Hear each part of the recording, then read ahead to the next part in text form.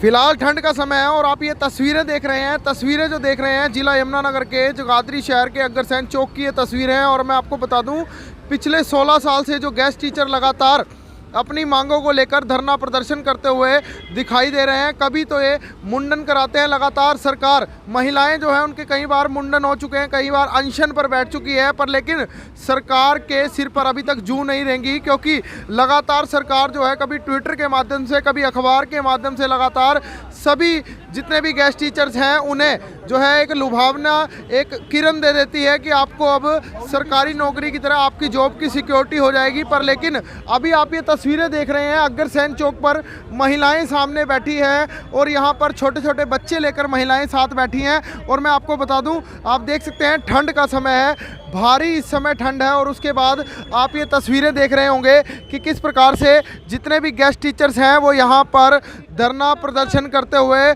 दिखाई दे रहे हैं। तो मेरी सभी से अपील, जो भी इस खबर को देख रहे हैं उसे साथ के साथ शेयर जरूर करते रहिएगा। छोटे छोटे भाईचारा, गेस्ट टीचर,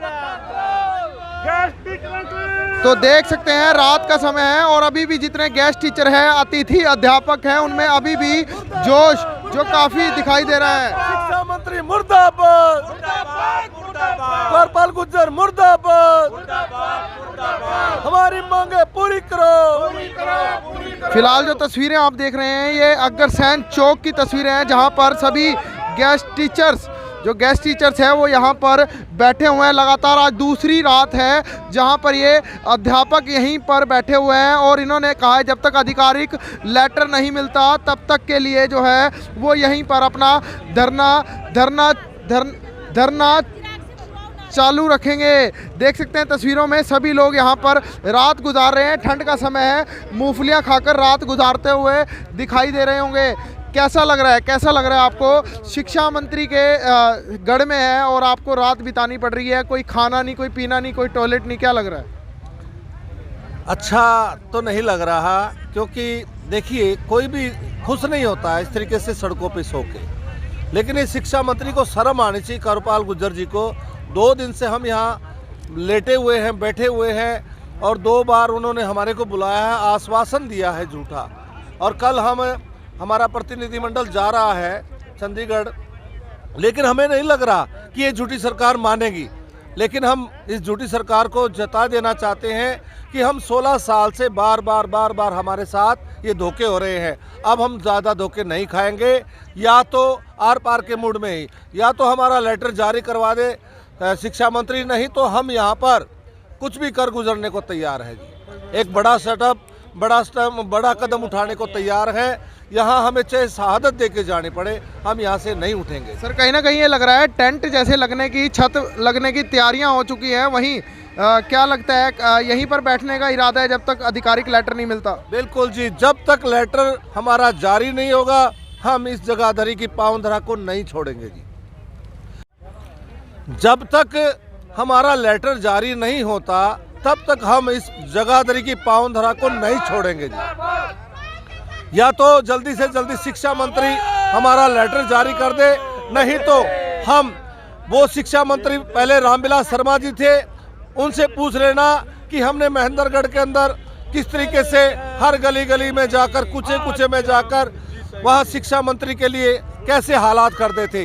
कोरपाल गुज्जर जी, अगर आप समय रहते हमारा लेटर जारी करवा देते हैं तो हम आपका धन्यवाद देंगे, नहीं तो हम हर गली गली कुचे कुचे जाएंगे। यमुनानगर जगाधरी के अंदर हर गली में पहुंचकर आपकी जो ये झूठी पॉलिसी है इसका हम प्रचार प्रसार करेंगे। और या तो लेटर जारी करा दो, नहीं तो हम कुछ भी कर गुजरने को तैयार है जी। तो देख सकते हैं लेटर जारी करवा दिए जी, नहीं तो कुछ भी करने गुजरने के लिए तैयार है। बहन मीना जी प्रदेश अध्यक्ष यहाँ पर हैं, उनसे भी जानने की कोशिश करेंगे। बहन जी क्या कहेंगे, लगातार आप शिक्षा मंत्री जी से बातचीत हुई, क्यों नहीं संतुष्ट हो पा रहे? क्या आपको ये लग रहा है झूठी सरकार है? ये कच्छाधारियों की सरकार है, 1 नंबर की झूठी सरकार है, RSS की सरकार है। हमें इस पर किसी भी तरीके से विश्वास नहीं है, क्योंकि 16 सालों से हमारा शोषण हो रहा है और दूसरी योजना इनकी जारी है और इस दूसरी योजना होने वाला है। उसके बावजूद भी इनका जो घोषणा पत्र था, जो चुनावी घोषणा पत्र था, उसमें इन्होंने स्पष्ट कहा था कि हमारी सरकार जब सत्ता में आएगी हम आते ही अतिथि अध्यापकों को पक्का करेंगे पहली कलम से। और देखिए 2014 जा चुकी है, 19 जा चुकी और आने वाला 2024 आ चुका है, लेकिन अब हम देखिए वही हैं। हम इनकी नीतियों से, इनके झूठे वादों से, इनके घोषणा पत्र, चुनावी घोषणा पत्र से और समाचार पत्रों में मीडिया के माध्यम से वाहवाही लूट लेते हैं और आम जनता में ये मैसेज देते हैं कि हमने अतिथि अध्यापकों का मान सम्मान लौटाया और उनको समान काम समान वेतन दिया।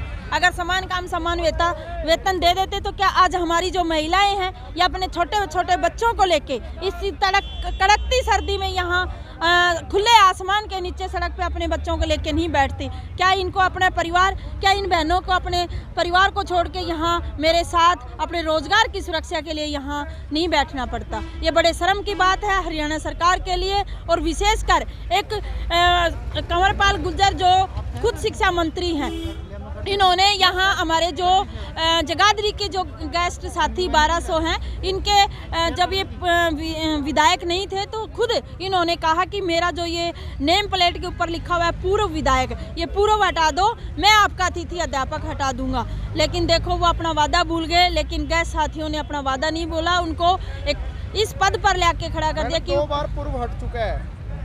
हाँ जी बिल्कुल हट चुका है सर, लेकिन अब तो वो खुद शिक्षा विभाग के मालिक हैं, वो सर्वे सर्वा हैं, वो कुछ भी कर सकते हैं अतिथि अध्यापकों के लिए। कह रहे हैं हम तो बहुत कुछ कर रहे हैं अतिथि अध्यापकों। क्या कर रहे हैं आप हमें बताइए तो सर, क्या कर रहे हैं? कल की स्टेटमेंट आई थी कंवरपाल गुर्जर जी की, मीडिया में भी उन्होंने कहा हम तो कोशिश कर रहे हैं, हमने तो बहुत कुछ किया है। नहीं ये चलो ठीक है, कल की आई थी, अभी विधानसभा का सत्र चला था, 17 तारीख से लेके और 22 तारीख तक विधानसभा का सत्र चला था।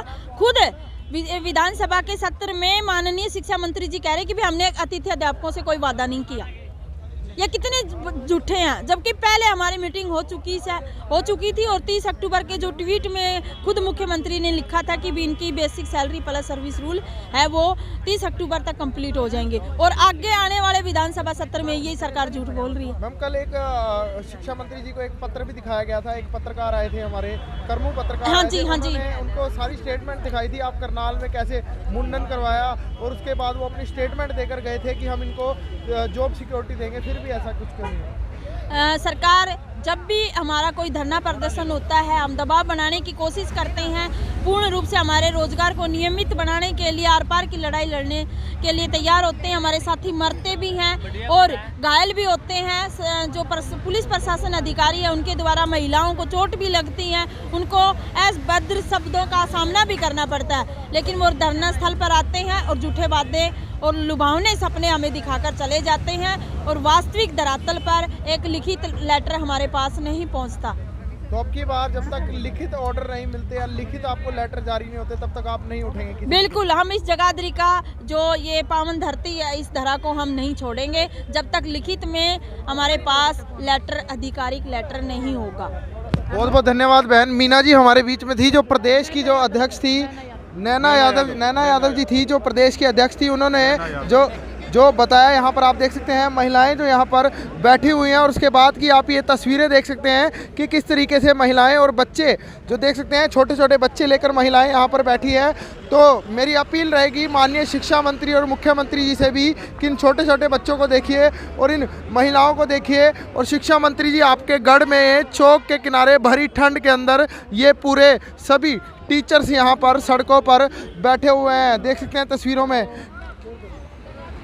तो तस्वीरें आप देख रहे हैं, कुछ लोग हमारे बीच में हैं, शिक्षा मंत्री के गढ़ में बैठे हैं। कितना अच्छा लग रहा है, कितना अच्छा लग रहा है।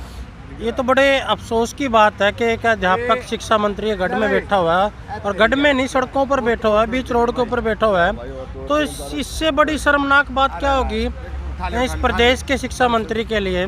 और सबसे बड़ी बात तो जो शिक्षा मंत्री है वो कहता है लोकतंत्र के अंदर मुख्यमंत्री होता है और स्वतंत्र विभाग के मंत्री होते हैं, लेकिन बड़े अफसोस की बात है जब हम उनसे बात करते हैं तो कहता है ये तो मैं पूछ के करूँगा काम।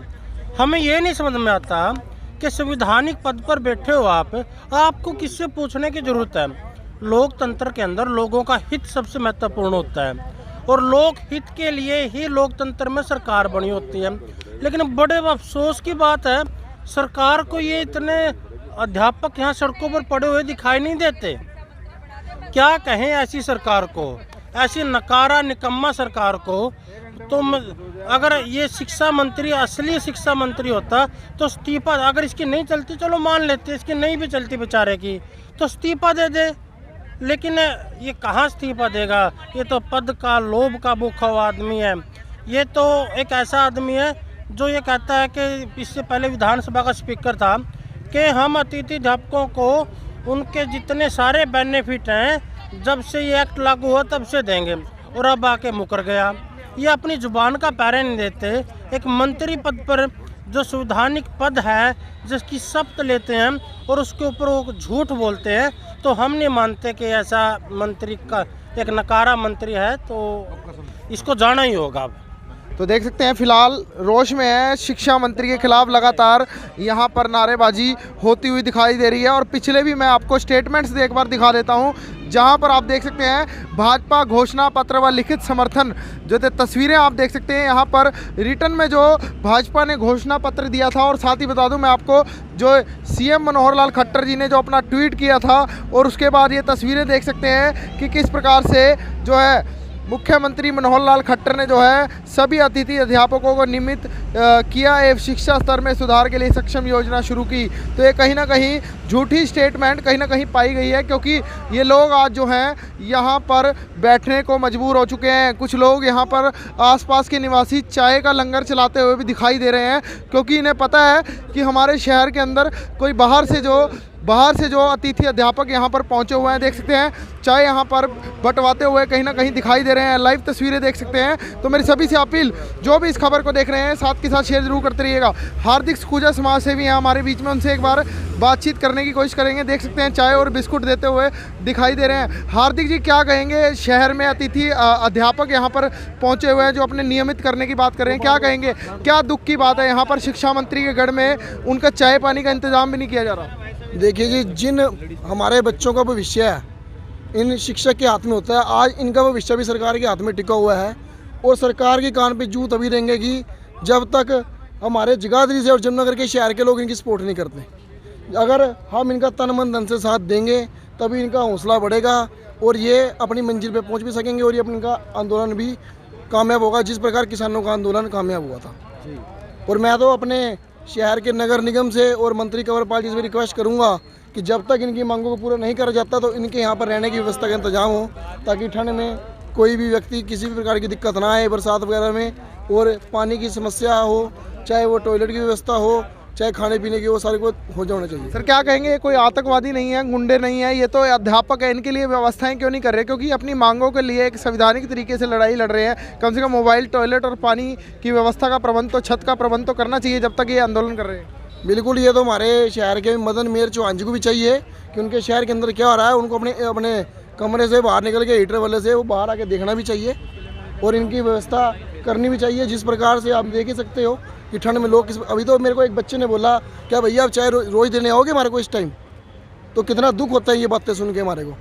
तो मैं तो अपने शहर के लोगों से भी रिक्वेस्ट करूँगा, क्योंकि भाजपा सरकार ने शुरू से लेके आज 7 से 8 साल हो गए, इन्होंने एक भी वादा किसी का पूरा तो करा नहीं, सिर्फ घोषणा पत्र में लिखने की बातें करते हैं, और वो घोषणा ही रह जाती हैं। जिस प्रकार से आज से 4 साल वही लॉलीपॉप देने वाला काम किया जाता है लगातार। बस वही है जी, रात भी कह रहे थे जी मंत्री जी आए थे, इनको आश्वासन देंगे, लेकिन कोई हल नहीं निकला इनका, और हम कहते हैं इनका हल निकलना चाहिए, और जो ये लोग बैठे हैं इनकी समस्याएं हमारे शहर के मंत्री जी को आगे सुननी भी चाहिए। तो देख सकते हैं फिलहाल हार्दिक सखूजा थे जो यहाँ के जो समाज सेवी थे, लगातार यहाँ पर चाय का लंगर जो बरताते हुए दिखाई दे रहे हैं। तस्वीरें आप देख सकते हैं, चाय आसपास के जो लोग हैं वो चाय पिलाते हुए कहीं ना कहीं दिखाई दे रहे हैं। सहयोग मिल रहा है, गुरुद्वारों से लंगर का सहयोग मिल रहा है। तस्वीरें देख सकते हैं, कड़कड़ाती ठंड है इस समय, हवा काफ़ी तेज़ चल रही है, और ये तस्वीरों में आप देख सकते हैं चाय को वितरित करते हुए दिखाई दे रहे हैं। लाइव तस्वीरें देख सकते हैं। तो मेरी सभी से अपील, जो भी इस खबर को देख रहे हैं उसे साथ के साथ शेयर जरूर करते रहिएगा। इस अतिथि अध्यापक के आंदोलन से जुड़ी हर एक अपडेट आपको पल पल की देते रहेंगे, क्योंकि अभी तक इनका कोई भी हल नहीं निकल पाया। तो लाइव तस्वीरें देख पा रहे हैं। तो मेरी सभी से अपील, जो भी इस खबर को देख रहे हैं उसे साथ के साथ शेयर जरूर करते रहिएगा। तो और भी कुछ यहाँ पर आम नागरिक यहाँ के जगाधरी के खड़े हैं, उनसे एक बार जानने की कोशिश करेंगे। सर क्या कहेंगे, लोग यहाँ पर बैठे हुए हैं, अतिथि अध्यापक बैठे हुए हैं, कैसा लग रहा है? नमस्कार सर, मैं सर एक ही बात कहना चाहूँगा कि जो लोग इस टाइम कुर्सियों पे हैं या अपने ऊंचे पद पे हैं, उनको सिर्फ एक ही बात कहूँगा कि कभी अपने कमरे से बाहर निकलेंगे ना तो हाथ ऐसे हो जाते हैं उनके। और मैं कह रहा हूँ यहाँ पे ऊपर ओस पड़ रही है और ठंड इतनी हो रही है और ये लोग यहाँ सड़कों पे नीचे बैठे हैं। एक बार आगे इस मुआयना का भी जायज़ा किया जाए कि यहाँ क्या इनके दिल पे बीत रही है और किस हिसाब से जो ठंड है यहाँ हो रही है, तो उनको पता लगेगा कि आम जनता किस लिए परेशान है। क्योंकि इंसान वही है, 206 हड्डियाँ सबकी हैं, वही हड्डी वही खाल सबकी है। अगर हमें ठंड लग रही है, आपको लग रही है, तो वो सबके लिए है। इनके बारे में कहीं ना कहीं सोचना चाहिए, कहीं ना कहीं सर सोचना चाहिए। और सरकार तो चलो जो है वो ठीक है, लेकिन जो यहाँ के एमएलए मंत्री हैं उनको एक बार देखना तो चाहिए कि क्या यहाँ पे हो रहा है। का प्रबंध तो होना चाहिए। जी जरूर जरूर, चलो जिसकी जो भी मांग है वो एक बात की बात है, लेकिन जो यहाँ के जिनको इन्होंने वोट देके एक कुर्सी पे बिठाया है, उनको आगे इनकी समस्या सुननी चाहिए और देखना चाहिए आगे भी यहाँ क्या हालात है, इनके पास रोटी पानी का प्रबंध है या नहीं है। कमरे में भी सर हीटर लगा के और दो रजाइयाँ लेके सोते हैं यार। ये यहाँ पे सर ओपन पड़े, अभी ओस पड़ेगी आधे घंटे बाद, तो यहाँ क्या हाल होगा वो सबको ही पता है। अगर हम कहीं मोटरसाइकिल भी खड़ी कर देते हैं ना सर 10 मिनट के लिए, तो वहाँ जब उस पर बैठते हैं ना तो उस पर पानी पानी पड़ा होता है, कपड़ा मारे बिना वहाँ बैठ नहीं पाते हम। तो देख सकते हैं सबने अपनी अपनी राय रखी और सबसे बड़ी बात है कि प्रदर्शन तो कर रहे हैं पर लेकिन सबसे पहले व्यवस्थाओं का ख्याल होना चाहिए। यहाँ पर मोबाइल टॉयलेट और साथ साथ पानी का प्रबंध और सिर पर छत का बाकायदा जो है सिर पर छत का जो प्रबंध है गेस्ट टीचरों द्वारा यहाँ पर अपने आप प्रबंध यहाँ पर किया जा रहा है। क्या ये प्रबंध सरकार द्वारा हो रहा है? नहीं जी, सरकार द्वारा नहीं हो रहा है जी। ये चाय की व्यवस्था भी हमारे कोई सामाजिक संगठन है यमुनानगर के, उन साथियों ने किया है। और ये टेंट की व्यवस्था? टेंट की व्यवस्था हमने खुद की है सर। आपने खुद की है? हाँ जी सर। तो देख सकते हैं फिलहाल टेंट की व्यवस्था भी खुद आंदोलन कर रहे जो टीचर्स हैं उनके द्वारा यहाँ पर की गई है ताकि छत पर ओस ना गिर सके, क्योंकि यहाँ पर छोटे छोटे बच्चे भी हैं और छोटे छोटे बच्चे हैं, साथ ही साथ ठंड ज़्यादा है, कहीं ना कहीं बीमारी का शिकार ना हो सके। तो हमारी अपील रहेगी प्रशासन से भी, उन्हें भी, ये हमारे भारत के नागरिक हैं, हमारे देश के नागरिक हैं, हमारे हरियाणा के नागरिक, कुछ लोग हमारे स्टेट के नागरिक हैं और कुछ लोग हमारे ज़िले के भी नागरिक हैं जो यहाँ पर प्रोटेस्ट कर रहे हैं, तो उन्हें इनकी तरफ थोड़ा ध्यान देना चाहिए। तो अब मुझ मोहित को दीजिए इजाज़त, धन्यवाद।